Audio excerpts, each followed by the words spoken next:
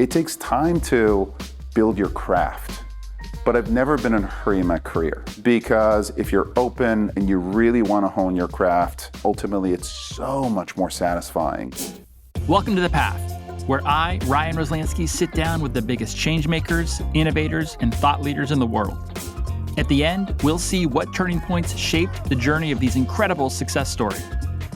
Today, I sit down with Dara Khosrowshahi. Dara made headlines when he announced that after 12 years, he was quitting his CEO job at Expedia to take the reins at Uber, a company that was going through back-to-back controversies. It seemed ludicrous. Why take on leading an organization that was taking a cultural nosedive? For him, it was all about impact. Here's how Dara paved his path. We all know you as the CEO of Uber, but I want to take it way, way back to a young Dara. Many moons ago, your early childhood, and maybe start with that first time that you remembered it all, what you maybe wanted to be when you grew up. Oh God, so I grew up in Iran and we grew up big family. We lived in a big compound, cousins, uncles, etc. around. And my family had a big family business. And everybody was in the family business. So it was always, without question, we would eventually step into the family business. The path was made for you already, yeah. Totally. Of course, a small thing called the Iranian Revolution interrupted that and threw all of those plans aside. We lost everything as a family. Everything blew up. I was about 9 years old. It was about 1978. And it was about coming into this new country, learning the language a little bit better, and working my way from being an outsider to someone who belonged. What was kind of your thought about school during those times? School was very important. So with my family, and I think this is true with certainly Iranian families and immigrant families, education was everything. You were either going to be a doctor or an engineer or nothing in that order. I remember at Brown, I studied bioelectrical engineering because I wanted to be an engineer, but I always wanted optionality to be a doctor to make dad happy. So you make your way to college. At a certain point, you decide, I actually have to start a job somewhere. What was that process like for you at the time? Well, it was very well planned out, and then I completely ignored all plans. I got a job to be an engineering manager, and then I happened to fall in love with a woman in New York City. And I said, forget about all this career stuff. I'm going to New York. At the time, the only jobs in New York were investment banking jobs. I was lucky enough to get a job at a bank called Allen & Company. At any point there, when you started to get into banking, were you drawn back to I want to be more in the engineering space, or had you just thrown it away at that point? You know, for me, I loved being in investment bank. But for me, ultimately, I was always, there was the client and we were advising the client and we weren't owning any of the problems and solutions. And that always left me a little empty. And I never got to experience growing a business, having a team. And I always remember this advice that I got from Herbert Allen, who was running Allen & Company, was to bet on people, not companies. And you know, you're young and you're like, yes, sir, you listen, but you don't really listen.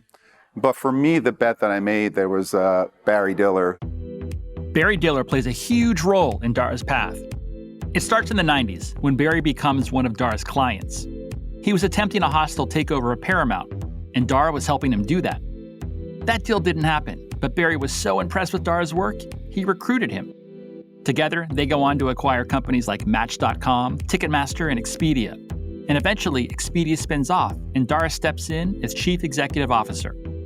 He goes on to be one of the most successful CEOs in the country, quadrupling Expedia's revenues and serving as CEO for 12 years, which, let me tell you, is a long tenure. At a certain point, you've been at Expedia. Life, I never say life is easy as a CEO, but you know what you're doing, and you've been doing this for a while. And it seems like out of nowhere, you get this call for a company called Uber. What's going through your mind at that point? Well, the time that I got called, Uber was a super hot company that was going through a historically difficult time. So honestly, when I first got the call, my first thought was, heck no. Why would I ever do that?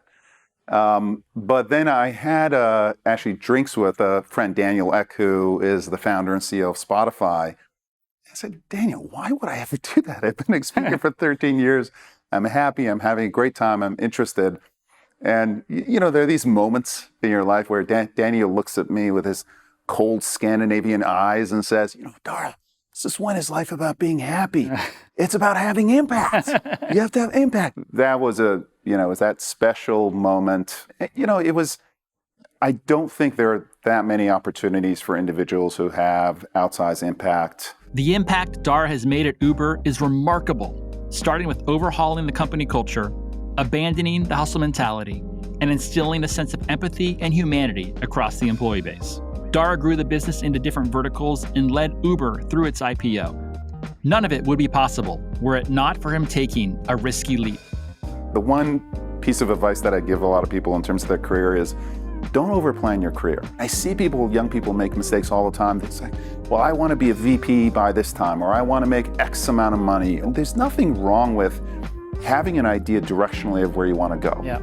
But if your idea is too narrow, part of the human condition is if you see signal that doesn't agree with that direction, you're just going to ignore it. Yeah. So for me, the advice that I give folks is, hey, have an idea of where you want to go.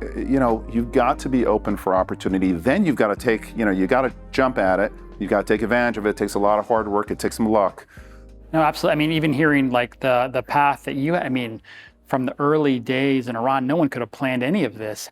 When you look back, what do you think are maybe 2 or 3 of the most valuable skills that were necessary for you to be where you are today? So one I wouldn't consider a skill, although you might, is one's just hard work. Yeah. I'll tell you, Ryan, I worked my ass off. And I always wanted to make sure that if I'm in a group of 6 or 7, we're friends, we work together, but I'm going to work harder than anyone else. I think another skill that I actually learned from Barry is actually about listening. There was one time we were going through a strategic plan and with my team, and afterwards we had a one-on-one. He said, how you feel about it? I go, I feel okay. He goes, no, you don't. There's something wrong. Tell me what's wrong. And he's always scratching at that surface. And ultimately that got me to a better place, which was I wasn't okay with the direction that my team was recommending. I didn't want to go against them because as a leader, you don't want to undercut your team one way or the other. I still remember Barry said, if you go with everyone's recommendation, you're going to go with the average. And he looked at me and he said, Dara, I didn't hire you to be average. And you can't always as a leader go on your own, but once in a while the leader has to make a call that goes against the grain, that is distinctly unaverage. And the last thing I would say is, don't be in too much of a hurry. How long have you been on LinkedIn now? I've been there for 14 years and the CEO for almost 3. So yeah. So, you look at Steve Jobs, Jeff Bezos, Jamie Dimon, Jack Welch. Greatness takes time. It takes time to build your craft. People talk about financially the magic of compounding. There's a career compounding that's magical. Yeah. And I think if you're a 3 years or 4 years and out kind of a person, you're really missing out on that career compounding. It does take time, but when you take advantage of that, magic happens in that. So here's my takeaway. You could be as young as Dara was in Iran with a solid career plan. But sometimes life gets in the way. Sometimes in the worst ways, or sometimes in great ways. And you'll find yourself on a path you never expected. And it's up to you to orient yourself, identify your true north, and chase it with everything you've got. Because an unfamiliar path doesn't mean it can't lead you to a rewarding place. By the way, Dara's dad also gave him some advice. He said, if a company that's a verb offers you a job, say yes. So for the record, you can LinkedIn someone.